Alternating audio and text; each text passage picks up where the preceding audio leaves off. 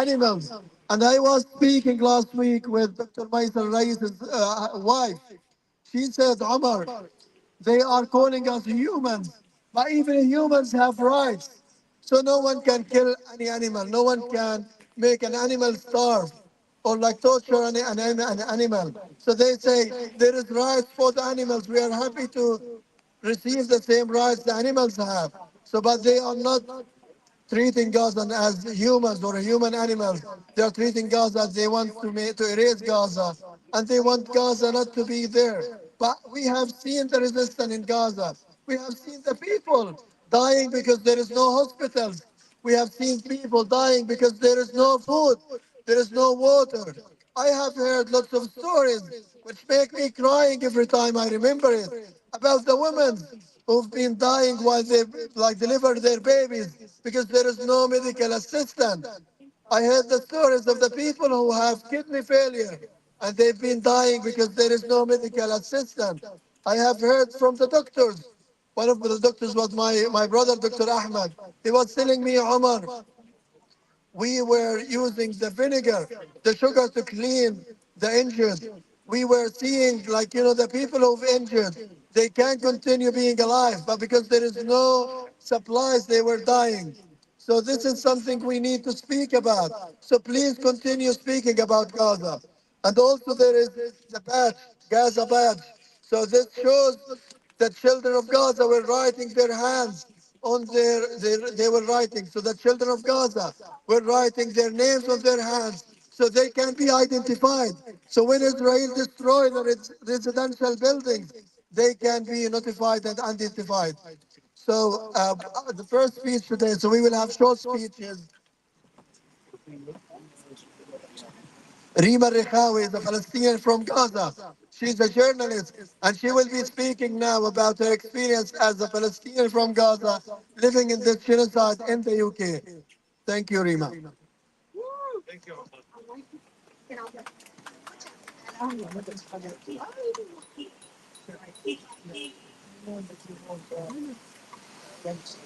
Yeah. Hi, everyone, and thank you for being here today. I stood here more than 9 months ago, naively shocked that the world did not stop a genocide that was going on for under 3 months. Little did I know that I will be speaking again today after a whole year and still counting. I was talking to a friend of mine complaining about my inability to write my speech for today. She looked at me and she said, Rima, just say the truth. Say that you're disgusted. She was surely spot on. But at first, I thought maybe that was inappropriate. But then I thought to myself, what have we seen lately that has been appropriate? Are the daily massacres in Gaza appropriate? Is cutting electricity, water, and all life basics in this day and age appropriate? Or is the starvation of a whole nation? Is Do we live in a world that believes that slaughtering kids and bragging about it is appropriate as long as they're Palestinians? Or does the world think that leaving premature babies to die alone in hospitals with no food or oxygen is okay? How about rape, killing medical teams, bombing hospitals, UN schools, targeting journalists, and inflicting pain on every and fear on every moving soul in Gaza? We could stay up all night to list down the atrocities that Israel had committed in the past 12 months. But that would be wholly inappropriate, wouldn't it?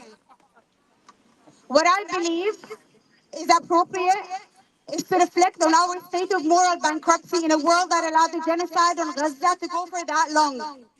The international community, led by the Western world, who always perceived themselves as the leaders of humanity, shamelessly and recklessly shredded the rule book of international law and refused to meet their treaty obligations to ensure the respect to the Geneva Convention. Instead, they unconditionally supported Israel and provided economic and military support, giving political and diplomatic cover for Israel atrocities on every official platform, including most of their media outlets, who also ignored their codes of ethics and adopted policies and promoted false narratives endorsing this genocide.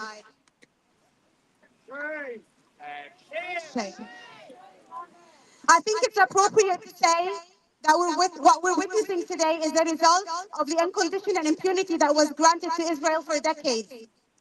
Gaza current genocide is a horrific replica of the Nakba and every struggle Palestinians suffered since 1984. You know, impunity does not correct itself, and history repeats itself.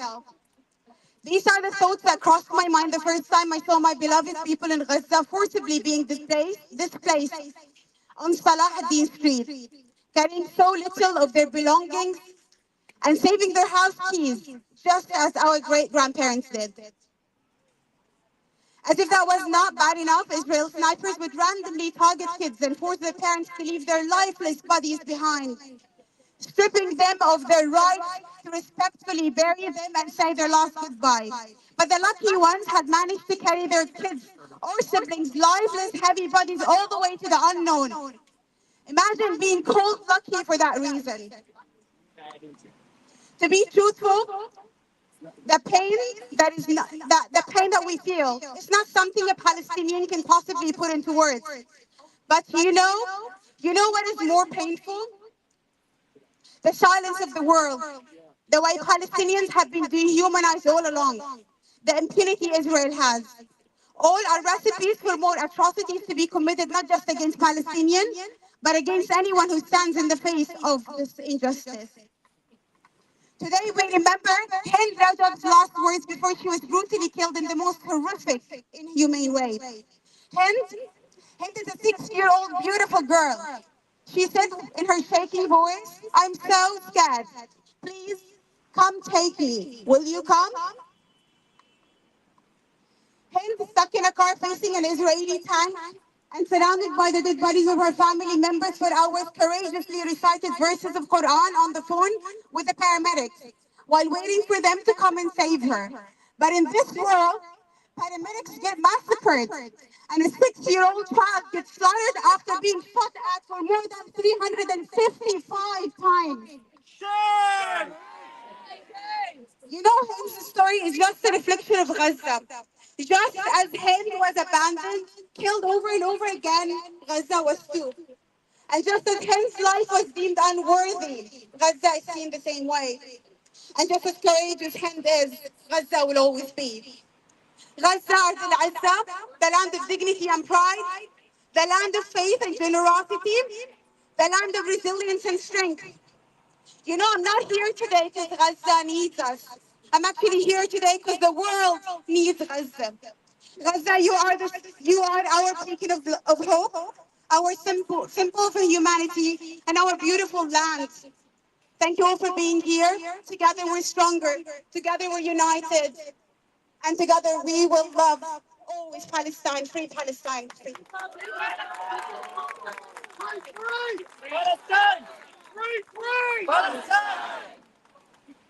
Thank you so much. That was powerful. So the next speaker is Neha. Neha is on the National Executive Committee of PSC and speaking today on behalf of Palestine Solidarity Campaign. Thank you.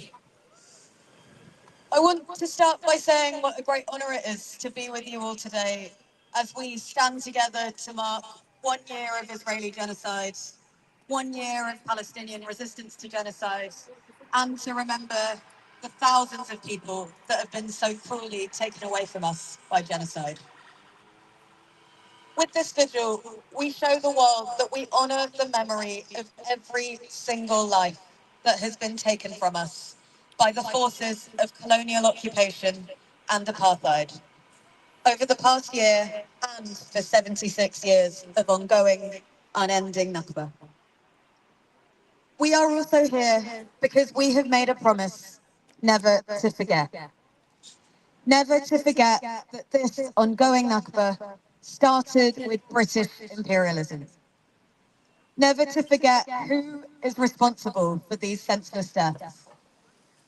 Never to forget that for 365 days, the Israeli genocide has been supported with British money, with British weapons, and cheered on by British leaders, including the Prime Minister.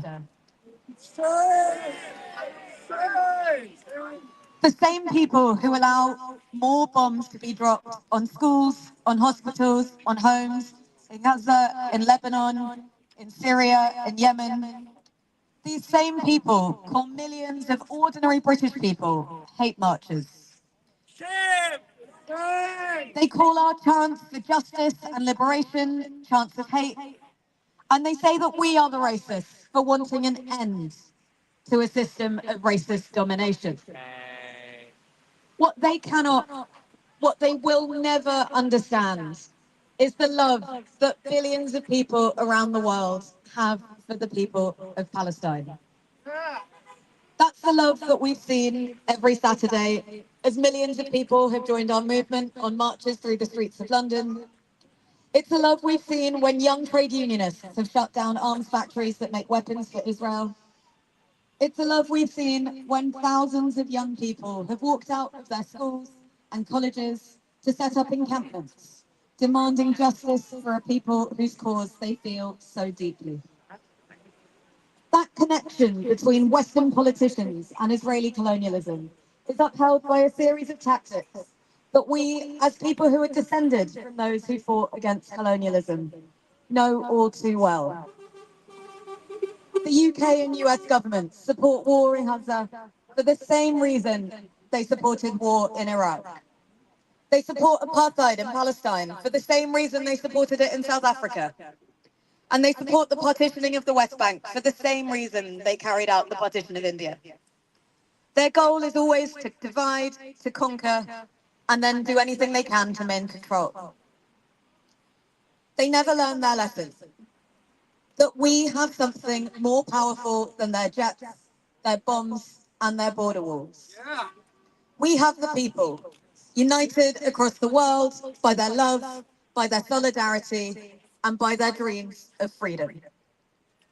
I'm very proud to be the granddaughter of a man who took up arms against British colonial rule in India, the granddaughter of a woman who committed herself to the movement for colonial freedom in Kenya, and the daughter of a man who dedicated his youth to campaigning against apartheid in South Africa.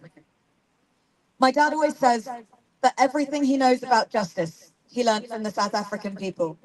And in the same vein, I want today to thank the people of Palestine, and especially the people of Gaza, for teaching me everything that I know about freedom, about dignity, about steadfastness, about dedicating a life to fighting for liberation, for a cause that is so much bigger than ourselves. So today, in the midst of this terrible, terrible darkness, let us come together to reaffirm our commitment to never forgetting the light. Let us mourn for our martyrs and let us remember always their humanity, their dignity, and their love. We stand here this evening, united by our grief, but also by our certainty that one day soon, one day in all of our lifetimes, the sun will one day rise over a free and peaceful Palestine. That the Palestinian people will return to Gaza City, to Haifa, to Nablus, to Bethlehem, to Jerusalem. And until that day comes, we will always stand alongside you. We will sacrifice everything we can for this cause, and we will never let our enemies divide us. It is truly the greatest honor of all of our lifetimes to stand with you. In our thousands, in our millions. In our thousands, in our millions. And from the river to the sea. Thank you. Thank you, Neha. So the next speaker will be a Palestinian activist who has been activist in the university, who has been activist in the school, and she was activist in the campaign during the last general election. She's the voice of the people, Lian Muhammad. Welcome, Lian Muhammad, please. Thank you all. Today I speak to you on behalf of the British Palestinian Committee. As we mark 1 year since Israel's launch of its genocidal assault against the Palestinian people in Gaza, We, Palestinians in Britain, reaffirm our unified and steadfast commitment to our people's collective struggle for liberation, self-determination and return in the face of a campaign determined to erase our existence. Israel's genocidal assault over the past 12 months represents an unrestrained attack on all elements of Palestinian life on our land. And we have to remember that it was and still is being greenlit by this government and its allies. Today, our hearts are with Gaza. Our hearts are all across Palestine, and our hearts are also in Lebanon, as the impunity afforded to Israel has now emboldened its leaders to launch assaults in Lebanon, killing thousands and forcing millions there to flee their homes, including my own family. Although unprecedented in scale, the goal remains the same, as it did during the first Nakba, to dispossess us of our homes and destroy the collective existence of the Palestinian people in our own homeland and beyond. On this anniversary of Israel's genocide in Gaza, we honour the steadfastness and unyielding resistance of our people who continue to inspire the world despite enduring unimaginable horrors. In the face of relentless bombardment and blockade, teachers in Gaza have resumed lessons while their classrooms lie in rubble, continuing to educate the next generation with a courage that defies despair. Students in Gaza persist in their studies, often by candlelight amid power shortages, because they are determined to build a future of freedom and dignity as they deserve. Lecturers and academics, even as their university buildings are destroyed, they continue to teach and sustain the institutions of learning that they have built. Doctors working in overwhelmed hospitals risk their lives daily to save others as they tend to the wounded and sick under siege. These everyday acts of individual and collective defiance, teaching, learning, healing, are all acts of resistance against a genocide that seeks to extinguish all life, a testament to the spirit of a people who, despite the brutality inflicted upon them, refuse to be erased. We Palestinians refuse to be erased. As British Palestinians on this day, we remember that this aggression did not start 1 year ago, and that Britain's particular role in aiding and abetting aggression against our people stretches back over a century. Britain's policies have paved the way for the systematic oppression that persists today. So as British Palestinians, we call upon you, people of conscience, and all our fellow citizens in this country to ensure the British government is held accountable for its historical and contemporary complicity, and to support Palestinians both in the region and in Britain with the resources and institutional support the community requires. At the British Palestinian Committee, we will continue to work tirelessly until the principles of freedom, justice and equality are upheld for all of us. And so I would like to end on this note. This anniversary is a reminder of the devastating toll of colonialism, but also of the enduring resistance and resilience of Palestinians whose struggle for liberation will never be silenced. Thank you. Thank you so much. Our next speaker, her name is Sham. Sham have lost her lots of her families in Gaza, and Sham and her family did not stop talking about their families. They met with the leaders of the UK parties. They told them the stories of their families. That was back in November, but they never heard of them. They told the MPs to vote for a ceasefire in November, but they did not vote. They told the MPs to stop sending arms to Israel, but they did not listen. So shame on you, the UK political leaders. You're not listening to the Palestinians who are telling you the stories of their families. So Sham decided today to speak. So Sham is 10 years old, Palestinian from Gaza, and she will be saying a poem today about Gaza. So please welcome Sham.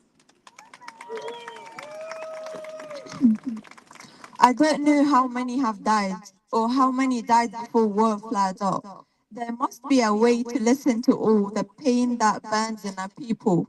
must be a way to heal all that anguish. Pain creates deadness of heart. Distance makes all that suffering unreal. How else can great powers and bombs and missiles to be an agony? Thus, engulfing the words in fire and rage, how did we become so deaf to the death of innocent children and their mothers? How did we get to measure the value of the death against another? How, with one worth a thousand of the other? Surely the heart of the wood has died. Surely we have turned to stone in our veins.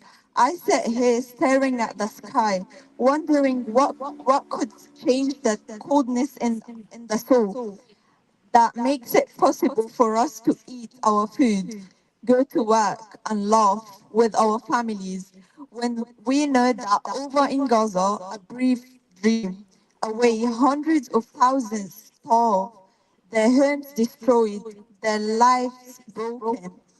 There ought to be no religion that lets us be indifferent to all that suffering. Surely something's wrong with the world. Something's twisted in our humanity. I have friends who weep at the loss of their dogs, but whose ears are close to the willing from the flattened houses of Gaza. Complexity ought not to stop our souls from feelings. For pain creates stones instead of human beings. There are in truth no distance in the spirit of humanity. Any great injustice makes the sleep of the words howl. We breathe in the destruction of lives that we don't see. In our dreams, we die with them. In our sleep, our souls brave with them. For their death, ours, whoever they may be. We grow sick with the times. We become twisted with the wounds. Whether we are silent or not, we are poisoned by the massacres. No civilization can survive on the murder of people. We are watching our demise in our silence.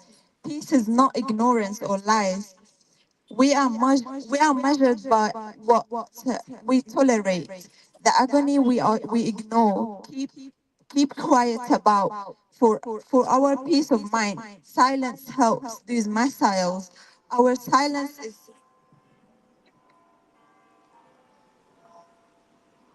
Our silence is touched with the blood of these children, and every day that we turn away and shut our hearts below in the common earth of the humanity, the, the spilled blood races and ghosts feed on our prosperity. For Gaza is not there, it's here. Thank you so much. Thank you, Sham. So thank you again for coming. So for the preparing for this protest, many people have came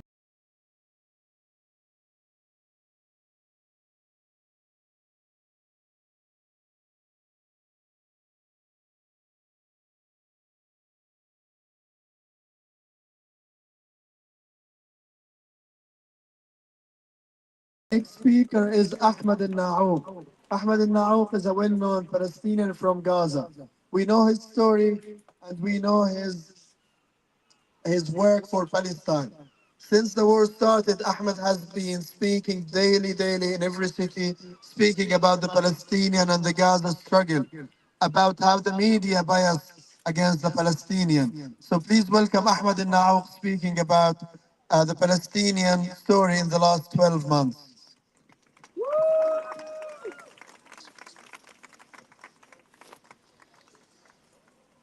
Thank you, Omar. My friends, it's been an entire year into this genocide. It's been a year of murder of the Palestinian people.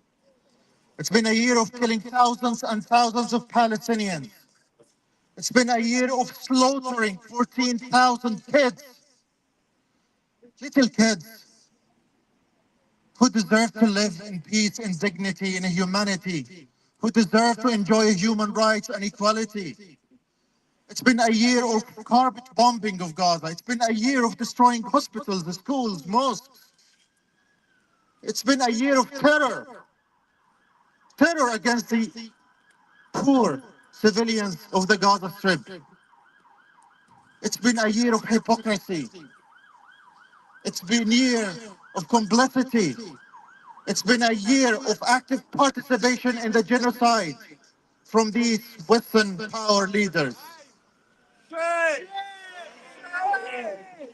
It's been a year of trauma that the Palestinians will never endure, that will always endure, and they will pass it to their children and grandchildren.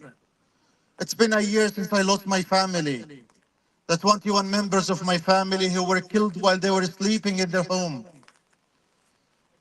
It's been a year of us losing more and more people. 42,000 people have been killed, and shame on us if we forget them. Shame on us if we forgive those who killed them. Shame on those who actively participated in the genocide through their media coverage, through giving Israel the cover, the diplomatic cover, to continue the murder. Shame on those leaders. Shame on those parliament members who were elected to represent the British people, the amazing, heartwarming British people who have been protesting for a year now to end the genocide. Shame on them for not representing their people. Shame on those leaders who were elected recently and they said they will represent the people, all the people for Britain.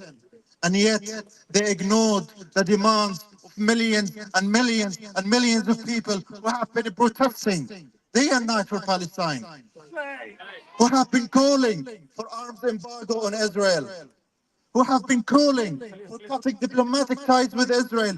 Shame on them. Shame on them. How could it leave when they know that their weapons are being used to slaughter the kids of Gaza, the civilians of Gaza, the thousands and thousands of people in Gaza, the doctors, the journalists? How could this leave the night? My friends, I'm very angry, I'm very sad. I don't know what to say. We have been talking for a year now. The people in Gaza have been talking for a year and even before that. The journalists in Gaza, 160 journalists died. They were killed as they were reporting the news from Gaza, in hopes that the people of the world, the free people of the world will act, will do something to stop the genocide, and nothing happened. Nothing changed. Shame on us for normalizing the murder of our people in Gaza. Shame on us for normalizing the murder, of the slaughter of our friends, of our brothers and sisters in Palestine. My friends, we have been talking and screaming from the darkness in Gaza. We're being starved to death. The people in Gaza are being starved to death. They're dying. Kids are eating grass. They're drinking from dirty puddles. And they have been filming themselves to you, all of you. And what have we done? Nothing. We're enjoying our time. We're enjoying our life. And the people in Gaza are dying. And the people in Lebanon are dying. But my message today is for these people behind us. And for these people who are there, the parliament, and 10 Downing Street. If you are not representing your people, then what are you doing? Who are you? If you're not representing your people, then why are you here? Why are you here? And us, the people of the world in the West, if we are silent on the murder, on the normalizing of murder of the people in Gaza, then who we are? Then who are we? Shame on us if we forget. Shame on us if we forget.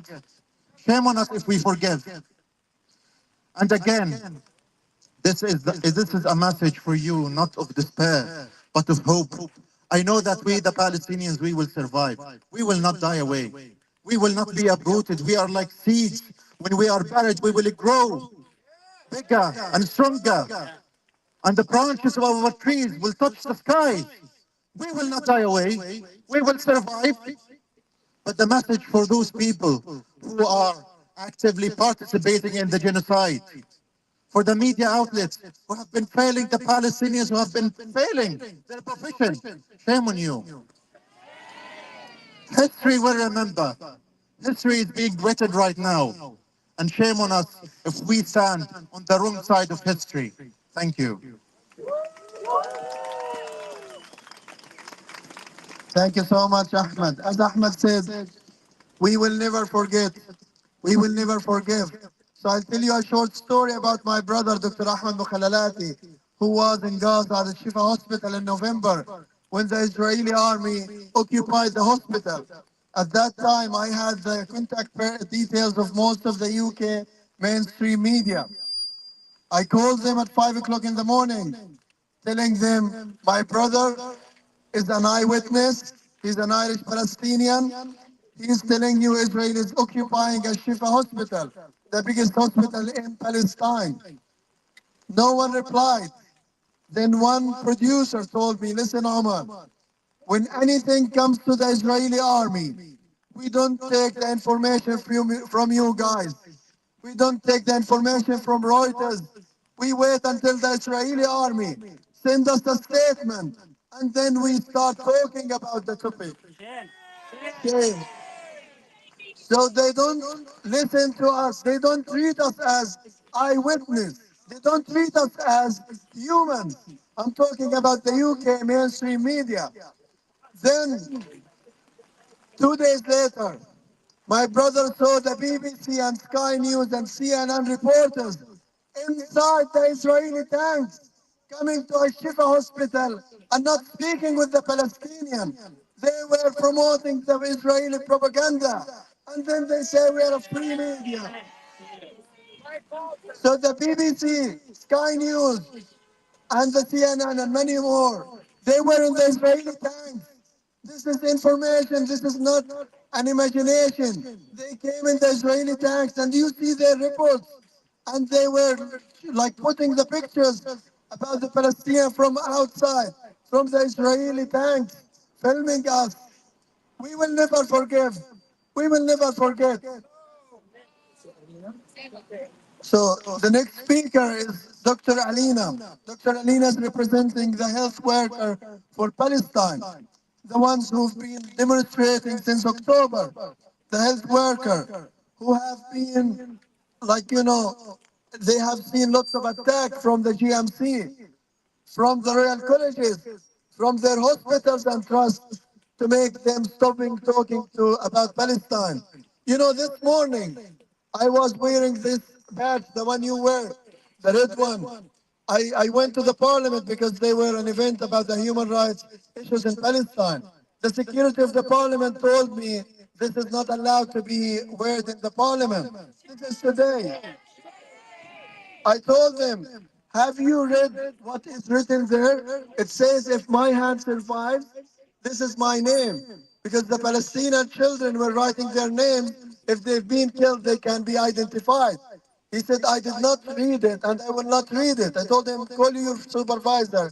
He said, the supervisor, if my employee said that you are not allowed to take it, you are not allowed to take it. We are in a conflict time. But we have seen the prime minister and the foreign minister wearing the Israeli tags, and they were inside the UK ministry and the parliament, but that was okay.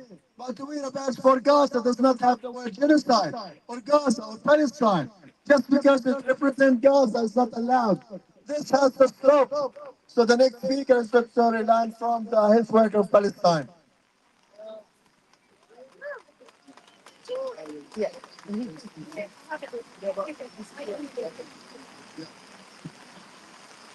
Good evening, everyone. My name is Alina, and I am a surgeon here in London, and I represent Health Workers for Palestine. I'm truly honored and humbled to be speaking to everyone here today. Today, this week, this month, it is about solidarity. It is about grieving and honoring all of the people that have suffered this year. The thousands of Palestinians who have been martyred, and hundreds more who have been injured, and hundreds captured. And it is about continuing to do so until there is an end to this horrific nightmare of a genocide. I will not talk about numbers because Palestinian people are not just numbers. But the fact remains that the number of children killed in the last 12 months is the highest in all wars or conflict over the last 5 years.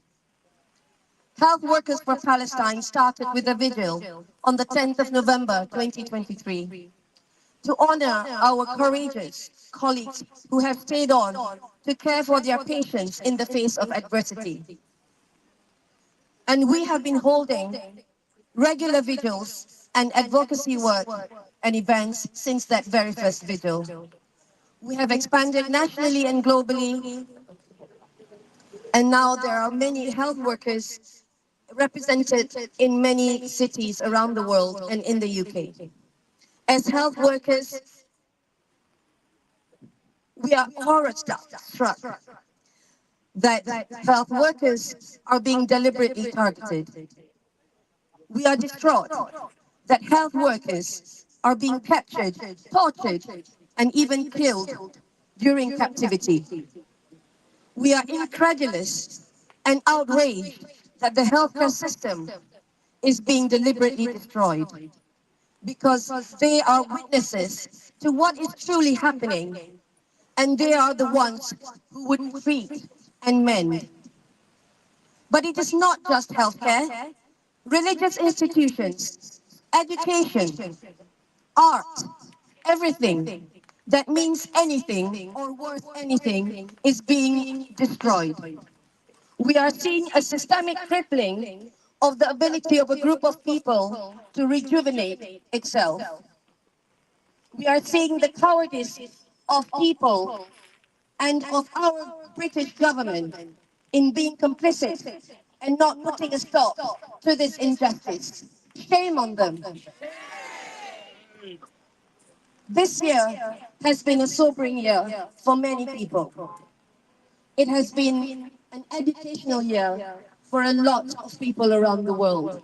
And this is thanks to the broadcasting of the ordinary suffering people of Palestine, showcasing the heinous crimes that is being put upon them.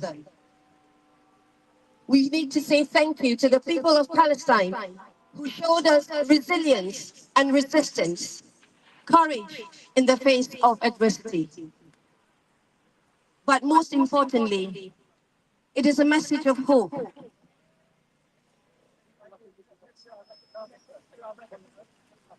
To the people of Palestine, because we are here and that we will overcome. We have seen a surge of awareness amongst the people of the world to the extent of the truly evil and depraved acts that is being brought upon the people of Palestine. And we, as the people of the world, do not condone this on our fellow humankind. We will continue until there is an end to the occupation and the liberation. Thank you. Thank you. Thank you so much. So before we go to, there is another poem. So I will tell you about, like, today's day. So today is the Gaza Memorial Day. So no one have thought this will be for a 12 months. So we just organized this 2 weeks ago. We started thinking of a logo and thinking of doing this Gaza Memorial Day because we have seen there is no, prison for Palestinians in the media and on the, so when we started, the first thing, we tried to have the Parliament Square. We went to the GLA, the Greater London Authority. They told us, listen, we don't give permission after 6:20 until the sun sets. We told them, but we need to do something on the night after people finish. They said no. Then they have withdrawn their approval. They said someone else have taken. I have been sitting here since 1 o'clock today. No one have came. But they said someone else have taken.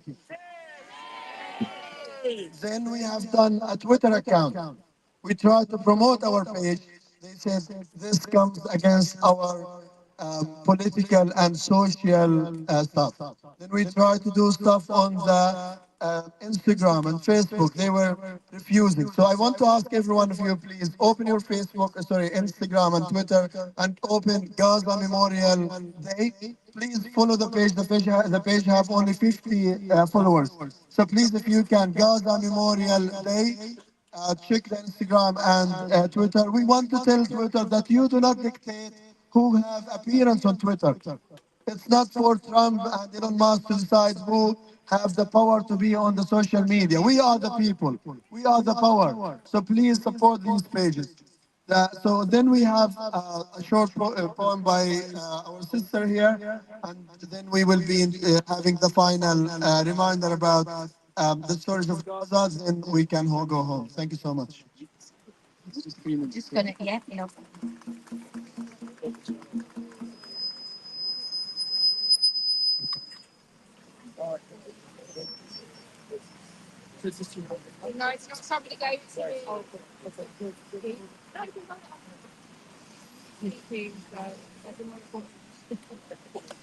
Women of the world, all the rights and dignity that should be afforded to them if they are poor or in times of war are forgotten. Time and time again, people stay silent, immobile, and forget to condemn, pretend to be overwhelmed so they can sit on the fence. I will remind you today, the children will hold you account tomorrow. Yesterday you dreamt of who you thought you would be, a person who thought of everyone as equal and free. So, just a reminder, so many years from now, when you are dying in your bed, would you be willing to trade all the days from this day to that for one chance, just one chance, to say to them that you can take away my voice and try to silence me, but you will never, ever take away my freedom?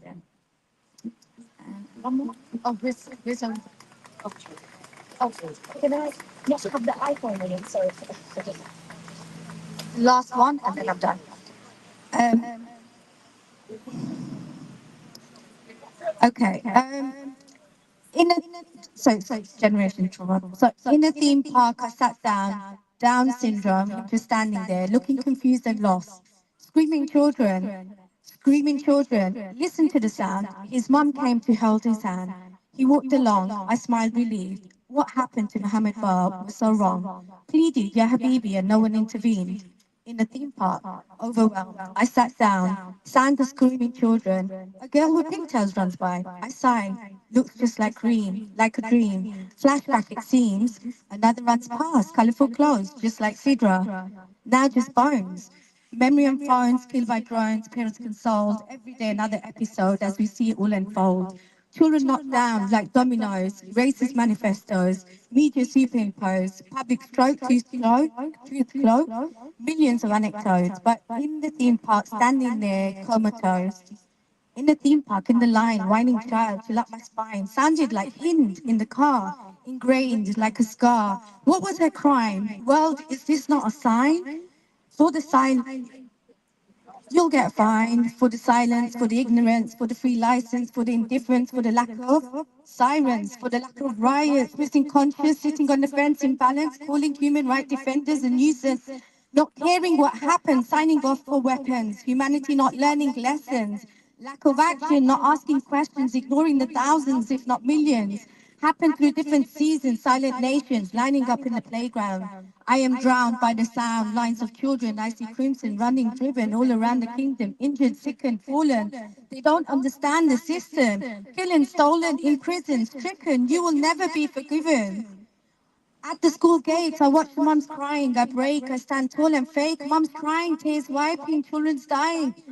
Children dying, frightening, but still guiding, mothers' bodies piling, racing, acting, packing, moving, watching, yelling, facing, battling, hoping, dealing, hurting, begging, bleeding, falling, knowing, praying, dreaming, loving, dying. Mama, Mama, trauma, trauma.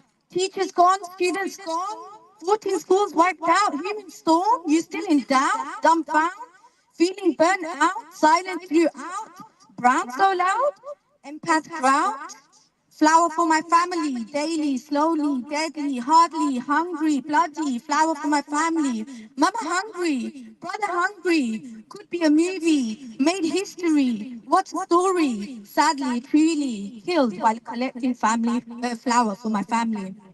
How many stories, weeks of schemes, children that cream, children that bleed, mothers that grieve, fathers that bleed, try to feed or dream. How many trees destroyed will speak? How many killing sprees? How many screams, bloody scenes, people snatched off the streets? Prophets did not make these deals, steal or advocate this ordeal. This is not what was revealed. It is not their ideal. What would they feel? We are all eyewitness against this injustice, this fearless sickness, this sadness, this madness. This is not the prophet's promise, not human's purpose. Those without conscience are worthless. Those without kindness, who are mindless, are lifeless. Harness that goodness, be fearless, don't be speechless. It's a sign of greatness and a high level of consciousness to think about the people and think of them as your equals, to stand against evil, to advocate and be peaceful. Please seize, seize, peace, peace. Thank you so much. So now we will have the final message. So I'm from Gaza, and our families are still in Gaza. They really appreciate what you do. They really follow what you do. And we know it's not new. We know it's been since the 1970s and before. We have seen the organization to support Palestine. So the first message, please every one of you, send to your MP, tell them we have seen a Palestine Memorial Day for Gaza on the 8th of October when Israel declared a state war, not on a country, not like a nuclear weapon country, declaring a war on poor people in Gaza. We have not seen you. Why did not you come? Yeah, so the first thing sent to you. The second thing, we want sophisticated work. So we have seen last year the British government putting something called Israel UK Roadmap 2030 to encourage and to force universities, manufacturers, IT, parliament, hospitals to collaborate with the Israeli companies and peers. And we know that the Israeli companies and universities, most of them are on the Israeli settlement.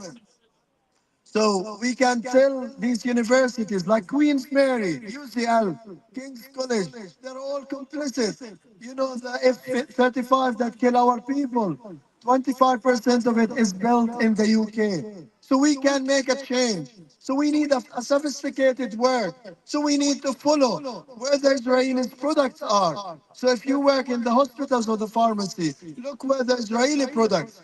If you buy a shed for your house, check the label. Check if the Skeeter, the Israeli company, now they have a headquarter in Netherlands. So they don't write Israel, so people do not check the label. It's an Israeli company, a settler company that built in my grandmother's house in Java, which is now Tel Aviv. So check, do something sophisticated. So if you're a student, look where your university is investing the money. If you are a person, speak with your MP. If you follow the news, write a complaint. If you work for a company, check where the company is working with. And we need to be raising our voices. So what you have been doing for the last 12 months is outstanding. It's something we never seen in the history. Have the solidarity movement in the UK. We know that many people have lost their jobs because they spoke for Palestine. Many students have been on trial. So thank you for what you are doing. And as Ahmed al said, we will not forget and we will not forgive. We need to repeat this. We will not forget. We will not forget. We will not forget. We will not forget. We need to keep everyone accountable. Ahmed al lost his father, his brothers. What more can we say?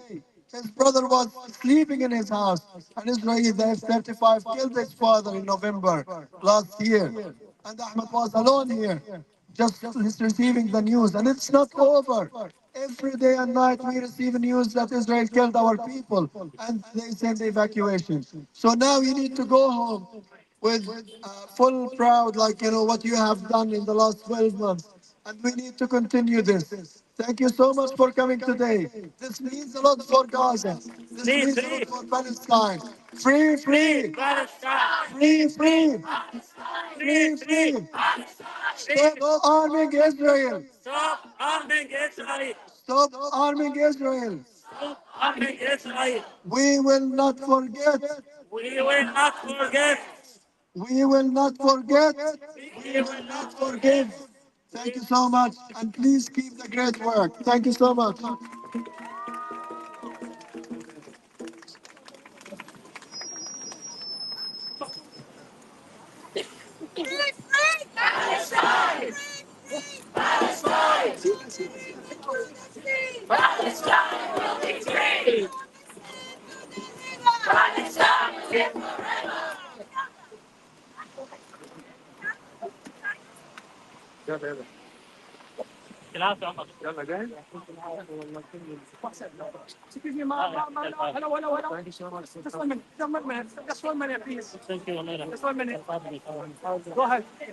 هذا مؤخرا البرلمان البريطاني الذكرى الأولى لوجود عالم. بارك الله فيك.